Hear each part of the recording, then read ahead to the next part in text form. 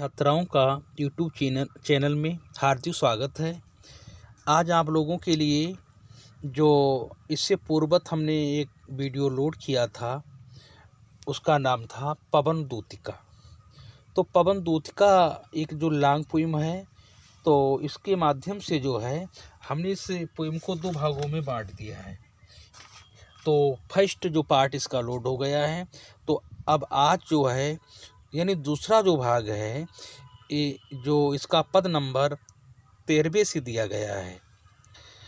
सांचे ढाला सकल बपु है दिव्य सौंदर्यशाली, सत पुष्पों सी सुरभि उसकी प्राण संपोषिका है। दोनों कंधे वृषभ वर से हैं खड़े ही सजीले, लंबी बाहें कलभ करसी शक्ति की पेटिका है। सांचा कह सकते हैं, सांचे ढाला सकल बपु है दिव्य सौंदर्यशाली।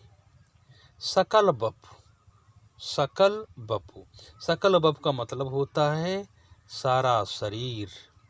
दिव्य सौंदर्यशाली, दिव्य का मतलब होता है देवताओं जैसा।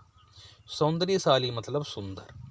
राधिका कहती हैं कि है पवन उन श्री किरण का सारा शरीर सांचे में ढाली हुई मूर्ति की समान है। सांचे ढाला सकल, सांचे में ढाली हुई मूर्ति के समान है। सत पुष्पों से सुरभ उसकी प्राण संपोषिका है। सुरभि, सुरभि माने होता है सुगंधित, यानी सुरभि सुगंधित। प्राण संपोषिका, प्राण संपोषिका मतलब होता है प्राणों का पोषण करने वाली, यानी कह सकते हैं धाय। कहने मतलब है कि वह अत्यधिक ऐसे हैं सुडौल और देवताओं जैसे अलौकिक कांति से मुक्त और सौंदर्य संपन्न है। यानी सतपुष्पों से सुरभ उसकी प्राण संपोषिका है, यानी अलौकिक कांति से युक्त और सौंदर्य संपन्न है। दोनों कंधे वृषभ भर से, वृष यानी वृषभ वर से हैं बड़े ही सजीले, बड़े ही सजीले। वृषभ वर से मतलब होता है सांड के समान श्रेष्ठ, यानी बैलों के समान श्रेष्ठ कह सकते हैं। दोनों कंधे, उसके शरीर जो हैं या शरीर से एक हिसाब से बताते हैं कि उपरोक्त पंक्ति से ये भी लेते हैं सत पुष्पों सी सुरभि, यानी उनके जो शरीर से निकलने वाली सुगंध उत्तम पुष्पों की सुगंध के समान है। यानी वह प्राणों की क्या है, पोषण करने वाली है, वह प्राणों की पोषण करने वाली है। दोनों कंधे, उनके जो कंधे इतनी मजबूत हैं जैसे यानी वृषभ वर, यानी जो बैलों की जोड़ी होती है, या हम कह सकते हैं जो वृषभ का मतलब होता है सांड की, जो कहने मतलब है हम ऐसे कह सकते हैं कि जो गर्दन होती है या जो उनके मजबूत कंधे होते हैं सांड के समान श्रेष्ठ, यानी मजबूत कंधे भी हम यहाँ पर कह सकते हैं। अर्थात हम ऐसे कह सकते हैं कि उनके जो दोनों कंधे हैं वो श्रेष्ठ, यानी बैल के कंधे के समान कैसे हैं, यानी बड़े सजीले, बड़े सजीले हैं। कहने मतलब है बड़े सुंदर और विशाल हैं, बलिष्ठ हैं। लंबी बाहें कलभ, कलभ करसी शक्ति की पेटिका है। कलभ करसी, कलभ करसी का मतलब होता है हाथी की सूंड जैसी, हाथी की सूंड जैसी। और उनकी कहने मतलब है उनकी दोनों भुजाएं हाथी की सूंड के समान शक्ति की मानो कैसी, पेटिका यानी पिटारी हैं। नेक्स्ट दिया गया है राजाओं सा सिर पर लंबा दिव्य अपीड होगा, शोभा होगी उभय श्रुति में स्वर्ण के कुंडलों की। नाना रत्ना कलित भुज में मंजू कयूर होंगे, मोती माला लसित उनका कंबुसा कंठ होगा। राजाओं सा, उनके सिर पर राजाओं जैसा अलौकिक, यानी राजाओं सा सिर, उनके सिर पर राजाओं जैसा क्या कह सकते हैं, अलौकिक कांति युक्त मुकुट जो है सुशोभित करता होगा। दिव्य यानी कांति युक्त जो है, जो मुकुट है वह सुशोभित करता होगा। यहाँ पर शब्द आ गया अपीड। अपीड का अर्थ होता है मुकुट। शोभा होगी उभय श्रुत में स्वर्ण के कुंडलों की। स्वर्ण के उभय श्रुत यानी दोनों कान। उभय श्रुत का मतलब होता है दोनों कान कह सकते हैं।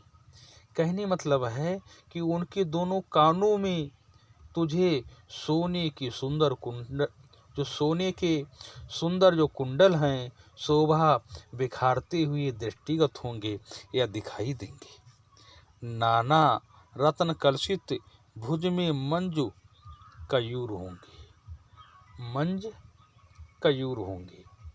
कहने का मतलब है कि उनकी जो भुजाएं हैं, या कह सकते हैं वे अपनी दोनों भुजाओं में विभिन्न रत्नों से, यानी कह सकते हैं रत्न कलित यानी रत्नों से युक्त, यानी रत्न से दोनों जो भुजाएं हैं वह कह सकते हैं रत्नों से युक्त, यानी विभिन्न रत्नों से परिपूर्ण सुंदर जो हैं भुजाएं जो हैं, यानी भुजबंद कह सकते हैं।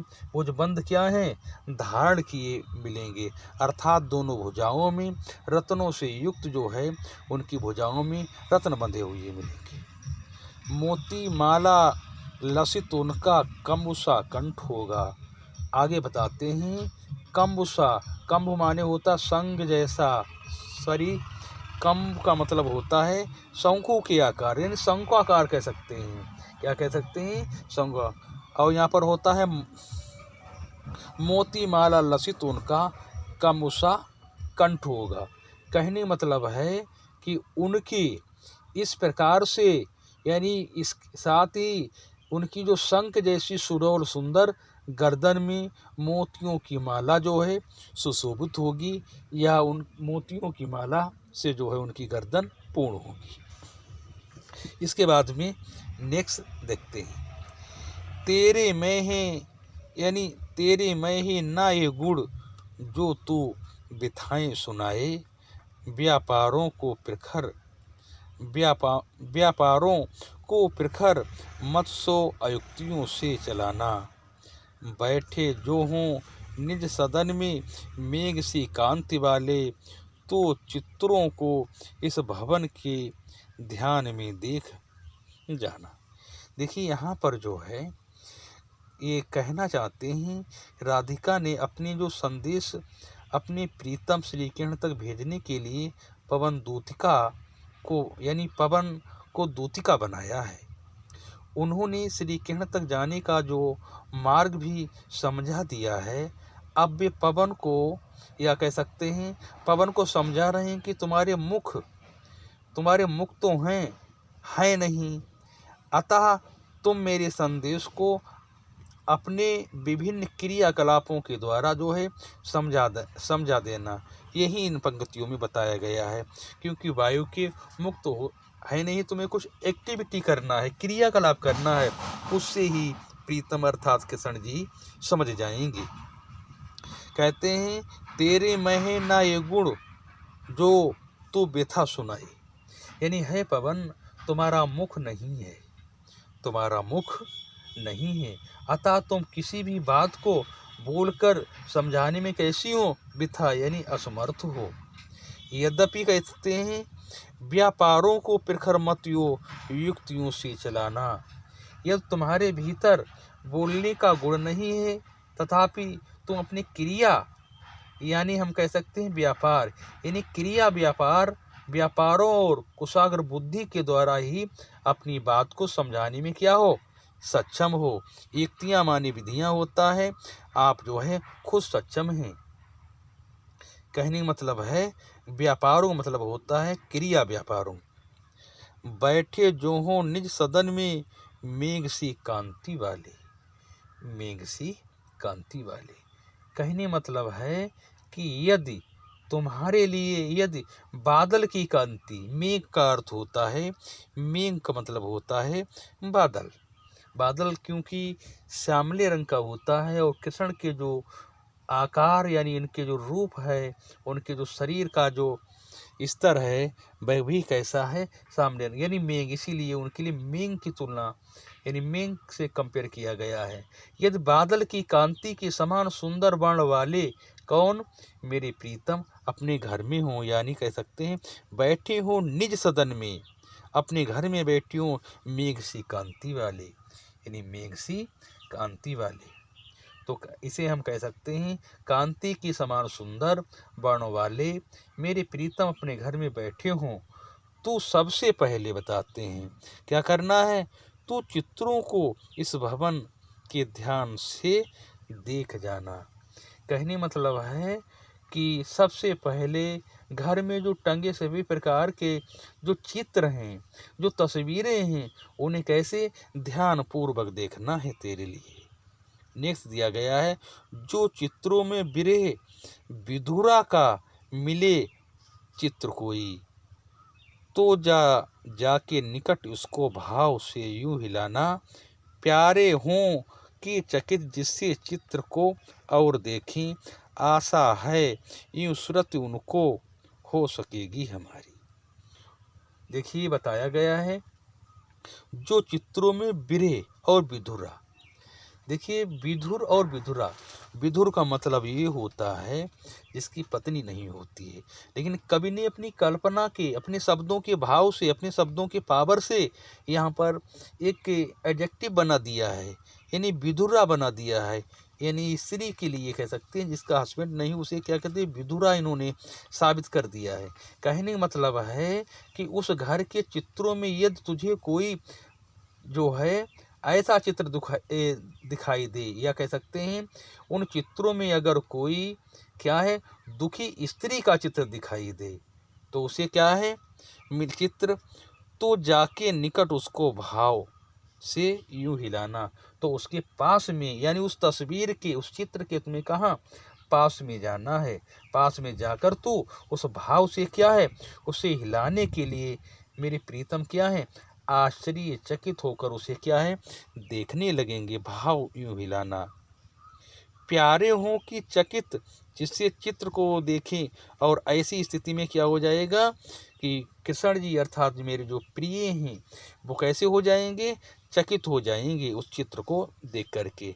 आशा है यूं सूरत उनको हो सकेगी हमारी, ऐसी एक्टिविटी देख करके, ऐसी क्रियाकलाप देख करके उन्हें इस बात से क्या है आशा हो जाएगी, उन्हें इस बात से क्या है उम्मीद हो जाएगी, या मुझे पूर्ण आशा ही नहीं बल्कि विश्वास है। किस बात का विश्वास है कि हम कह सकते हैं कि मुझे इस बात का विश्वास है कि जैसे तो बताते हैं कि आशा हो यूं सूरत उनकी हो सकेगी हमारी। कहने मतलब है कि मुझे उम्मीद है, मुझे पूरा विश्वास पड़ता है, मुझे पूर्ण आशा ही नहीं बल्कि विश्वास है कि उस गृहिणी के चित्र को देखकर मेरी जो याद है अवश्य ही उन्हें आएगी, यानी मेरी प्रियतमा राधा भी मेरे क्या है विरह में इसी प्रकार क्या है व्यथित होगी, परेशान होगी, दुखी होगी। नेक्स्ट दिया गया है, जो कोई भी सदन में चित्र उद्यान का हो, उद्यान का हो, ओ हो प्राणी विपुल उसको घूमते बाबले से, तो जाके सन्निकट उसके वो हिला के उसे भी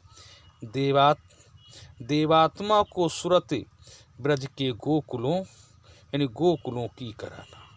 जो कोई, यहाँ पर कितना सुंदर वर्णन किया गया है कवि के द्वारा। कहने का मतलब है कि जो कोई यानी उस सदन, उस मकान में, उस घर में या उस घर के चित्रों में तुझे यदि किसी ऐसे बगीचे का, उद्यान का मतलब होता है बगीचा, उसे ऐसे बगीचे का चित्र दिखाई दे जिसमें वो कोई प्राणी विपुल, उसमें क्या है घूमते बावले हैं। कहने मतलब है जिसमें सभी प्राणी व्याकुल यानी विपुल व्याकुल होकर पागलों के समान इधर उधर क्या है घूम रहे हों। तो क्या करना है, बाबले से तो जाके सन्निकट, तो उसके पास में जाकर के उन चित्रों के उसकी वो हिला के उसे भी, तो उसे तुम्हारे लिए क्या करना है, उन्हें भी हिलाना है। कहने मतलब है तुम तब तो उस चित्र के पास जाकर के क्या है, उसे भी इस प्रकार हिलाना कि प्रीतम कृष्ण जी का ध्यान उस ओर क्या हूँ, आकृष्ट हो जाए। देवताओं की सूरत ब्रज के गोकुलों की कराना, जिससे यानी इस प्रकार तो देवात्मा अर्थात कृष्ण को उनके विरह में व्याकुल ब्रज के प्राणियों की क्या है, याद दिलाने में आप सफल हो जाएंगी। आप जो हैं तो नेक्स्ट, कोई प्यारा कुसुम कुम्हला गेह में जो पड़ा हो, तो प्यारे की चरण पर, तो प्यारे की चरण पर ला डाल देना उसी को। यूं देना है पवन, यूं देना है पवन, बतला फूल सी एक वाला, मिलाना हो कमल पग को, चूमना चाहती है। देखिए, कोई प्यारा, कोई प्यारा कहने मतलब है कि यहाँ पर या हम कह सकते हैं जो राधा हैं अपनी पवन दूतिका को समझा रही हैं कि श्री किरण के पास जाकर वियुग्नि वाला, बाला यहाँ पर जो शब्द आया है वे राधा जी के लिए आया है, यानी वियुग्नि कह सकते हैं, और वाला के दुख और संताप की क्या है, चतुरता के साथ में तुझे व्यक्त करना है, बताना है। कोई प्यारा कुसुम कोमला गेह में जो पड़ा, कहने मतलब है कि राधा पवन से कहती हैं कि यदि घर में कोई प्यारा कुसुम, कुसुम कहते हैं फूल के लिए, कुमला कुमलाया हुआ, गेह माने घर में होता है। कहने मतलब है कि यदि घर में कोई सुंदर फूल कुमलाया हुआ पड़ा हो तो उसे तो क्या है, गेह में जा पड़ा हो, तो गेह में जा पड़ा यानी घर में जो हो पड़ा हो, तो उसे क्या करना है, तो उसे प्यारे की चरण पर ला डाल देना उसी को। तो जी अपनी बेग से अपने आप जो है क्या करना है, उसे उठाकर प्रेम के साथ प्रीतम के चरणों पर डाल देना है।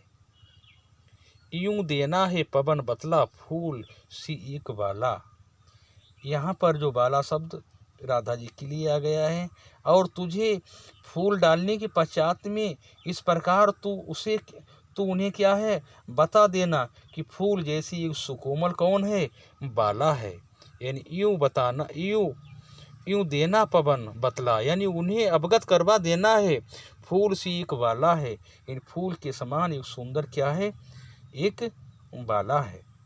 यानी सुकोमल बाला कैसी है, मिलाना, मिलाना का मतलब होता है उदास है, हो कमल पग को चूमना चाहती है।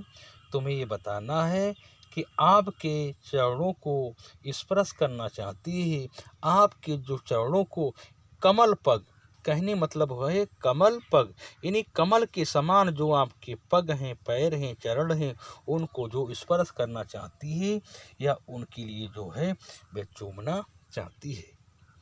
जो प्यारे मंज उपवन या वाटिका में खड़े हों, छिद्रों में जो कोड़ित करना बेड़ुसा कीचकों को, यूं होगी सूरत उनको सर्व गोपांगना की, जो है बंसी श्रवण रुच से दीर्घ उत्कंठ होती है।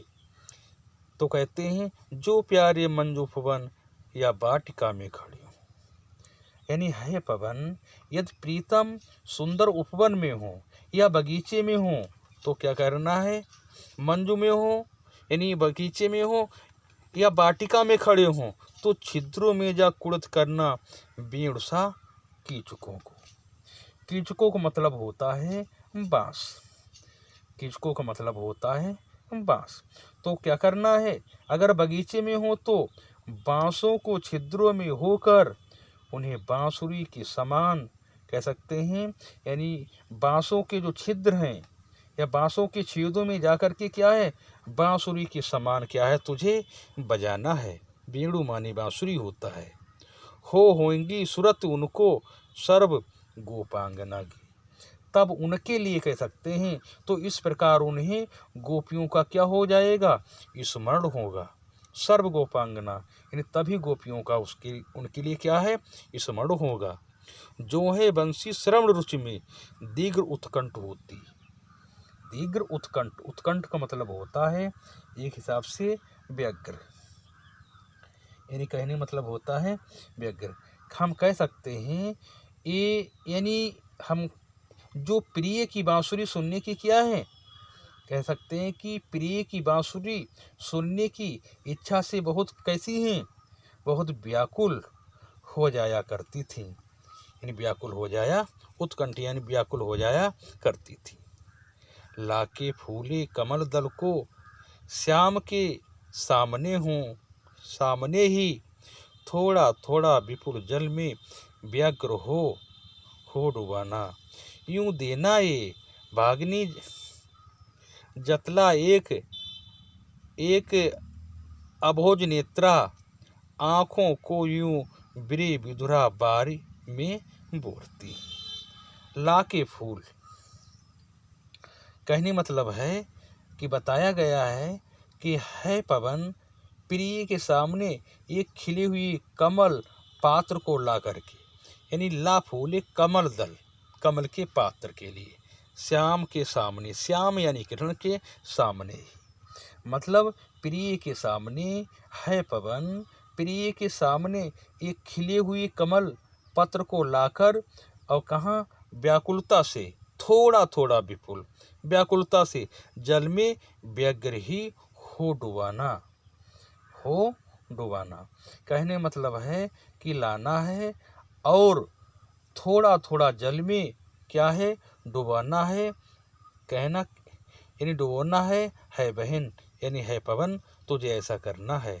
यूं देना है भगनी जतला एक अभियोज नेत्रा, भगनी माने होता है बहन कह सकते हैं। तो आगे दिया आँखों क्यों बिरे बुधुरा बार बे बोरती हैं, यानी यूँ बताना है या ये कह देना है कि है बहन, यानी यूँ देना है भगनी यानी है बहन, क्या करना है, इसी प्रकार उन्हें बतला देना कि कमल जैसे नेत्र वाले, यानी जतला एक अभिहोज नेत्रा, अभिहोज नेत्रा यानी कमल जैसे नेत्र वाली, अर्थात राधा आपकी वियोग में क्या है, दुखी हैं।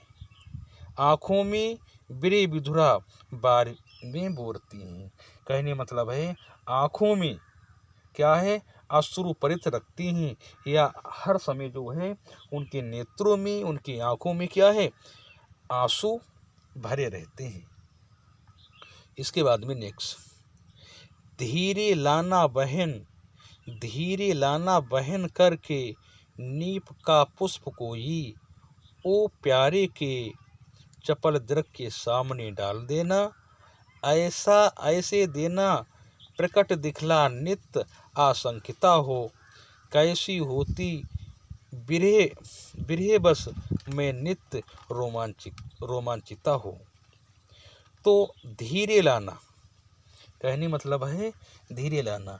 देखिए इन पंक्तियों में जो है राधिका पवन को बताती है कि उसे किस प्रकार उनकी याद, उनकी प्रीतम को दिलानी है, बतानी है।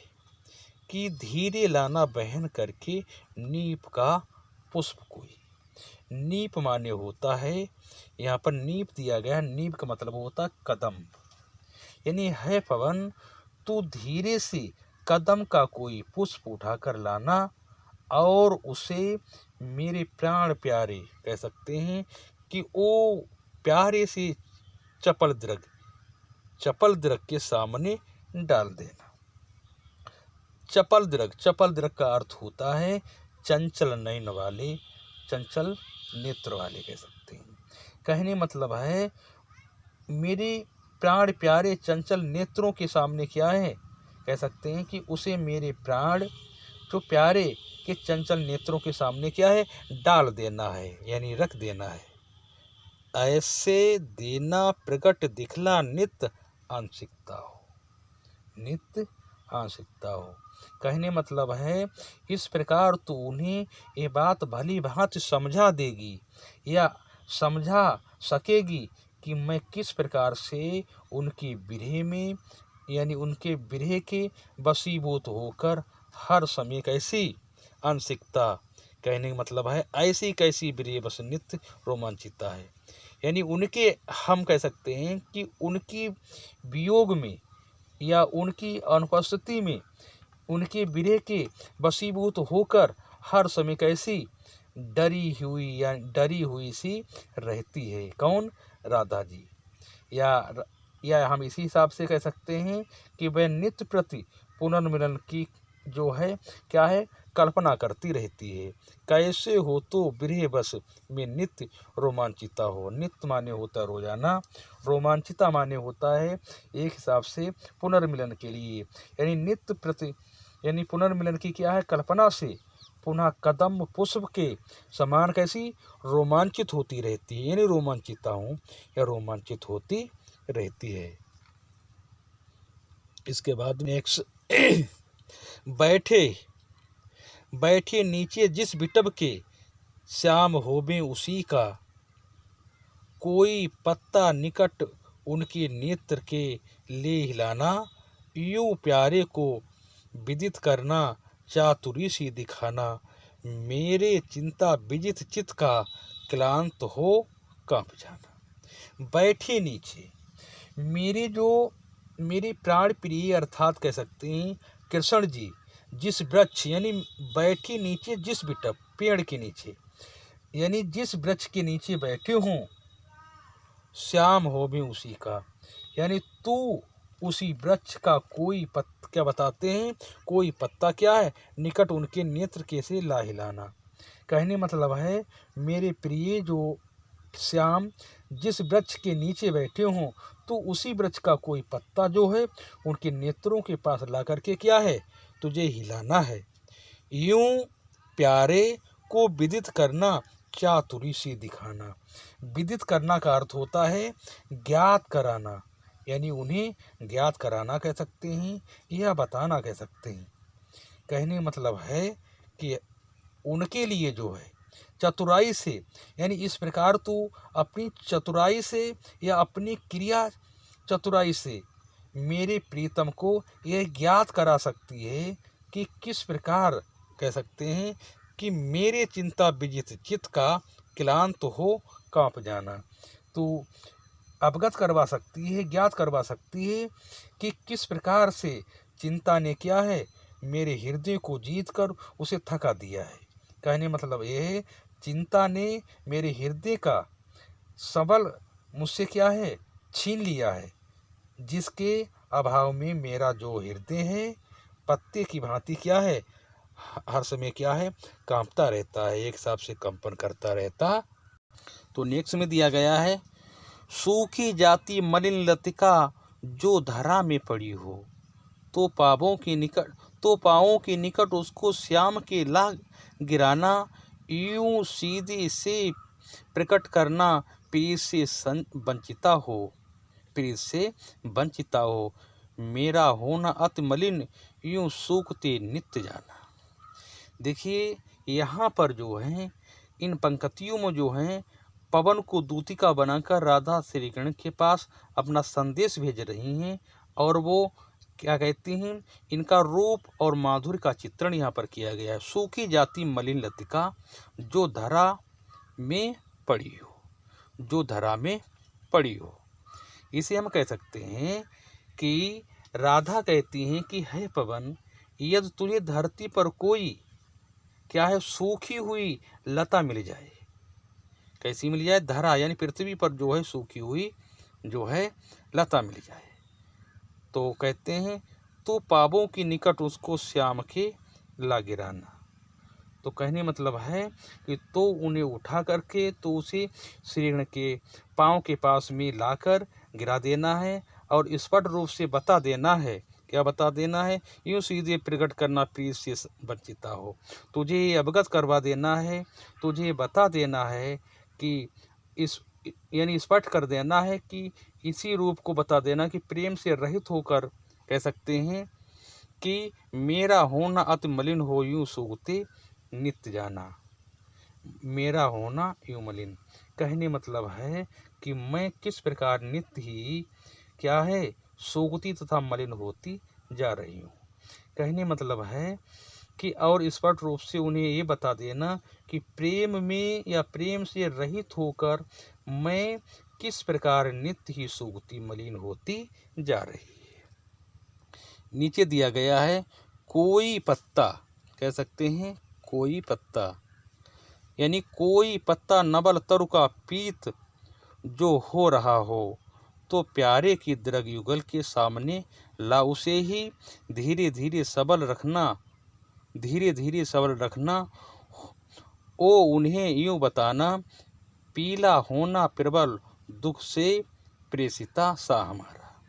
यदि कोई रास्ते में बताते हैं कि हे पवन, यदि किसी नए वृक्ष का कोई पत्ता पीला पड़ जाता हो, नवल तरु का यानी नए वृक्ष का पीत हो रहा हो, यानी पत्ता जो है पीला हो रहा हो, तो उसे क्या है प्रिय के दोनों नेत्रों के सामने, प्यारे के दोनों युगल नेत्र यानी ला उसे यानी उनके दोनों नेत्रों के सामने उसे ला करके रख देना है। धीरे धीरे सबल रखना, यूँ उन्हें यूँ बताना। कहने मतलब है कि जो पत्ता है तुम्हें उनके नेत्रों के सामने रख देना है और उन्हें बताना है कि इसी प्रकार जो है राधा भी यानी प्रेषित पातिका जो है यानी नायिका के जो समान जो है पीला यानी प्रबल दुख के प्रेषित सा हमारा, यानी प्रेषित पथिका नायिका के जो समान पीली पड़ती जा रही है। यूं प्यारे को विदित करके सर्व मेरी बिथाएं धीरे धीरे बहन कर के पाँव की धूल लाना, थोड़ी सी भी चरण रज जो लाना देगी हमें तू, हाँ कैसे तो व्यथित चित्त का बोध में दे सकूंगी। देखिए यहाँ पर ये जो इसका जो है लगभग ये लास्ट समापन ही है, इसके बाद में जो है एक पद और बचा हुआ है। तो कहते हैं यूँ प्यारे की विदित करके उन्हें सर्व बिथाएं। कहने मतलब है राधिका कहती हैं, क्या कहती हैं कि है पवन जैसा मैंने बताया है तो वैसा ही समस्त जो है बिथाएं प्रीतम के, यानी कहने मतलब है कृष्ण के सम्मुख जो है तुझे क्या है व्यक्त करना है, धीरे धीरे बहन करके पाँव की धूल लाना है। कहने मतलब है अब तू वापस आए तो एक कार्य करना भाई। क्या कार्य बताया गया है, तू धीरे से, कहते हैं धीरे धीरे बहन करके पाँव की धूल लाना है। तुझे क्या है तू धीरे से उनके पाँव की धूली को क्या है उठाकर ले आना है। थोड़ी सी चरण रज को जो लाना देगी हमें तू, क्या तू मुझे क्या है थोड़ी सी चरण धूली ला देगी, हाँ कैसे तू व्यवस्थित चित्त का को बोध में दे सकूंगी। कहने मतलब है कि मैं उसे अपने माथे पर क्या है चढ़ाकर या माथे पर लगाकर अपने दुखों यानी दुखी मन को क्या है समझाकर उससे भी धैर्य बंधा लूँगी। अभी नेक्स्ट दिया गया है यानी लास्ट दिया गया है, पूरी होबे ना यद तुझसे अन्य बातें हमारी, और तू तो मेरे बिने इतनी मान ले और चली जा। छू के प्यारे कमल पक को प्यार के साथ आजा, जी जाऊंगी हृदय तल में मैं तुझे को लगा के।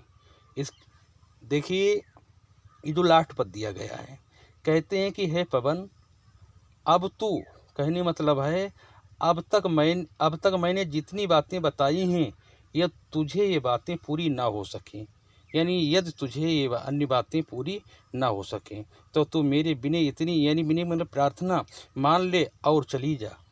कहने मतलब है तू मेरी इतनी ही विनती मान ले, यानी इतनी विनती जो है स्वीकार कर ले, स्वीकार करके ही तुरंत ही मेरे प्रीतम के पास चली जा। और क्या करना है, छू ले चरण कमल यानी कमल पग, यानी कमल के समान जो हो चरण प्यारे के साथ आ। कहने मतलब है तू जो है मेरे प्रीतम के प्रिय के कह सकते हैं कमल रूपी पैरों को क्या है प्यार के साथ छू ले और फिर आजा, जी जाऊंगी हृदय तल में तुझी को लगा के।